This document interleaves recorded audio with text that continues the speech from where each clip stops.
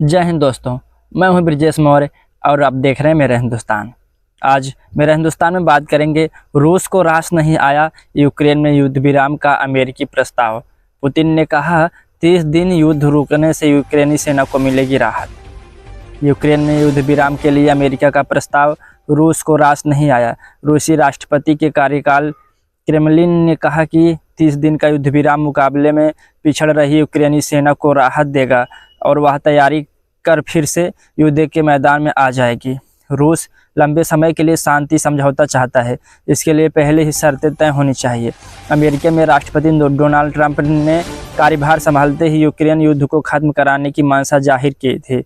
इसी सिलसिले में उन्होंने 12 फरवरी को फ़ोन पर रूसी राष्ट्रपति पुतिन से वार्ता की और 11 मार्च को सऊदी अरब के जेद्दा शहर में युद्ध विराम पर अमेरिकी विदेश मंत्री मार्को रूबियो को यूक्रेन के वरिष्ठ अधिकारी से वार्ता हुई थी।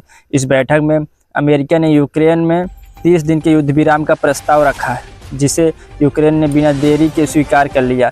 यूक्रेनी राष्ट्रपति वोलोदिमीर ज़ेलेंस्की ने कहा कि युद्ध विराम के 30 दिनों में शांति प्रस्ताव तैयार किया जाएगा, जिसके आधार पर शांति समझौते के लिए वार्ता होगी। लेकिन रूस को 30 दिन के युद्ध विराम प्रस्ताव में चाल नजर आ रही है। रूस का मानना है कि 30 दिन के लिए युद्ध थमने से यूक्रेन की सेना को आराम मिल जाएगा और यूक्रेनी सैनिक आराम करने के बाद नई रणनीति के साथ लड़ाई के लिए मैदान में आ जाएंगे। राष्ट्रपति ट्रंप के विशेष दूत के तौर पर स्टीव विटकॉफ राष्ट्रपति पुतिन से मुलाकात करने के लिए गुरुवार को मॉस्को पहुंचे हैं।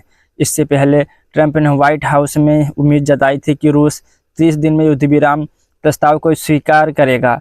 इस बीच रूसी अधिकारियों ने बताया कि अमेरिका के राष्ट्रपति सुरक्षा सलाहकार माइक वाल्ट ने बुधवार को यूक्रेन में युद्ध विराम का प्रस्ताव का विवरण दिया है।